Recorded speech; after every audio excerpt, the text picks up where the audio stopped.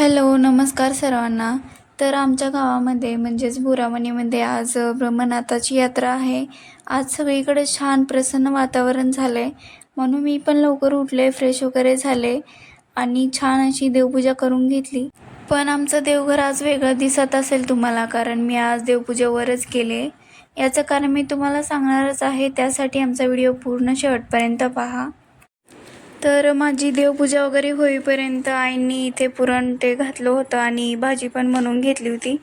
आमच्याकडे यात्रा वगैरे असल्यावर देवाला नैवेद्य दाखवण्यासाठी पुरण पोळ्या वगैरे करत असतात. नंतर मी पुरण वाटायला बसले आणि मागे झोळीमध्ये दोन्ही बाळ पण झोपले होते. तेवढ्यात मधू आली तिचं आवरून आणि ती गोल फिरून मला ड्रेस दाखवत होती तिचा. आणि तेवढ्यात तिचा बाळाला धक्का लागला आणि गोलू लगेच उठून बसला. त्यांना थोडा जरी आवाज आला तरी ते लगेच उठून बसतात. आणि बाळ उठल्यानंतर एक पण काम वेळेवर होत नाही, त्यांच्याकडेच लक्ष देत बसावं लागतं. नंतर इथे मधूची फ्रेंड आली होती मधूसोबत खेळायला आणि मधू तिला तिची खेळणी दाखवत होती. का खेळायचं हे त्यांचं डिस्कशन चालू होतं. मग त्यांनी पझल घेतली खेळायला आणि तेवढ्यात गोलू पण त्यांच्या मध्ये मध्ये येऊन खेळू लागला. मधू सारखं चिडवत होती की बाळ मला खेळूच देत नाही, म्हणून ती सारखं जागा बदलत होती. तरी पण गोलू त्यांच्या मागे मागे जात होता. बघता बघता सगळ्या घरात पसारा करून ठेवला होता लेकरांनी. एवढा पसारा ते रोज करतात आणि आम्हाला तो रोज आवरून ठेवावा लागतो. आता मुलं आहेत म्हणल्यावर पसारा तर होणारच. नंतर मुलांच्या खाऊचा टाईम झाला आणि मी आणि सोनूने त्यांना खाऊ घातलं. त्यांना खाऊ घालणं म्हणजे पण काय सोपं काम नाही. त्यांच्या मनात असेल तरच ते खातात, नाही तर मग त्यांच्यासाठी गाणं वगैरे म्हणावं लागतं. मग ते शांतपणे खातात. म्हणून इथं मधूने त्यांच्यासाठी इडलीचं छान असं गाणं म्हणून दाखवलं.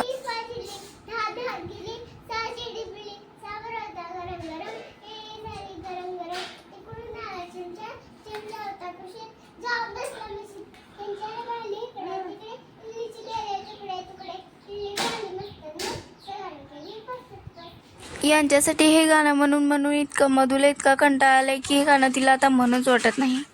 खाऊ खाऊन झाल्यानंतर दोन्ही बाळांना आम्ही आंघोळ वगैरे घातली आणि कपडे घालून तयार केले. आणि मी समोर असले की या दोघांना पण माझ्याकडेच यायचं असतं.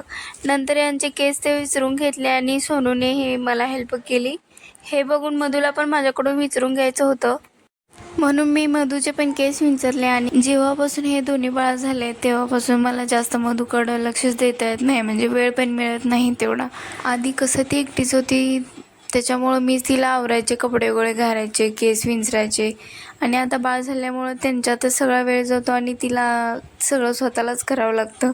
मग तिला जरा दुर्लक्ष केल्यासारखं वाटतं आणि म्हणून ती सारखं माझ्या मागे मागे फिरत असते.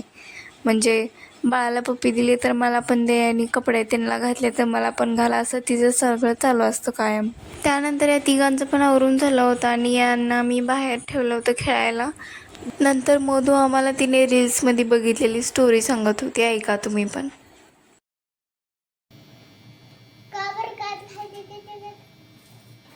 म्हणून तरी बाबा खाते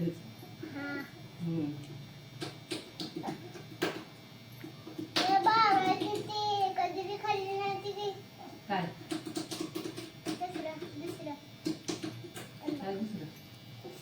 जय बाप्पा जय.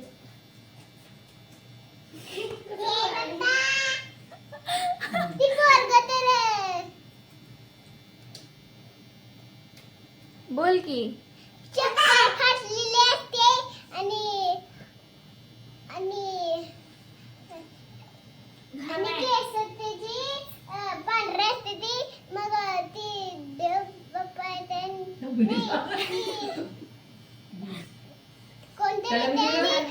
पूजा करून जाते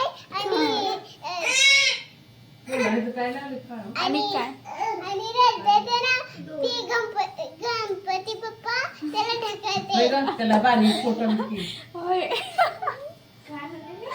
मोबाईल मधली स्टोरी सांगायला.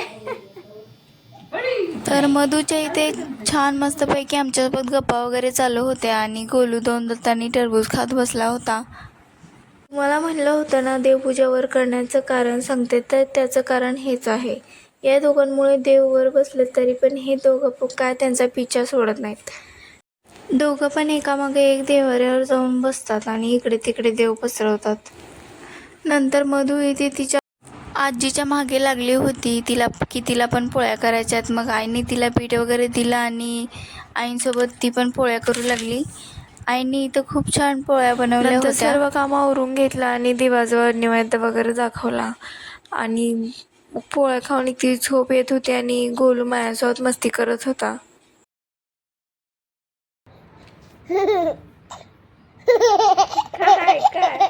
काय झालं?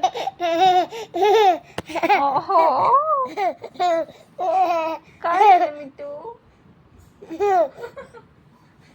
काय झालं एवढं? गो जाऊ नको.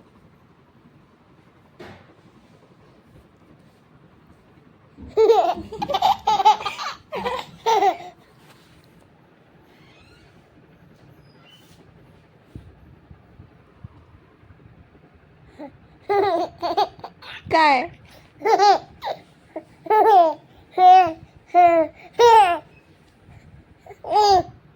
काय झालं? नंतर रात्रीचे 11 वाजले होते आणि आमचं जेवण वगैरे झालं होतं. आम्ही देवाच्या काठीची वाट बघत होतो, म्हणजे देवाच्या काठी आल्यावर त्यांची पूजा वगैरे करायची असते म्हणून तिची वाट बघत बसलो होतो. ती आल्यानंतर आम्ही पूजा वगैरे करून घेतली. आईंनी पूजेची तयारी आधीच करून ठेवली होती आणि नंतर थोडा थोडा पाऊस झाला होता म्हणून काठ्या लवकरच पुढे घेऊन गेले.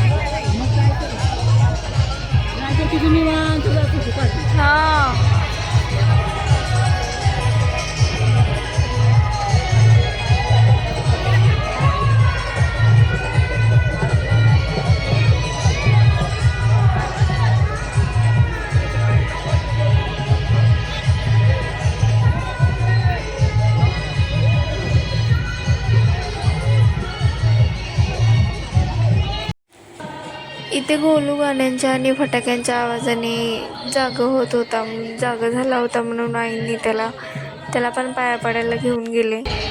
ब्रह्मनाथाचं मंदिर गावापासून थोड्या अंतरावर आहे, त्याच्यामुळं आम्ही देवळात गेलो नाही म्हणून इथूनच पाया वगैरे पडलो आणि पूजा केली.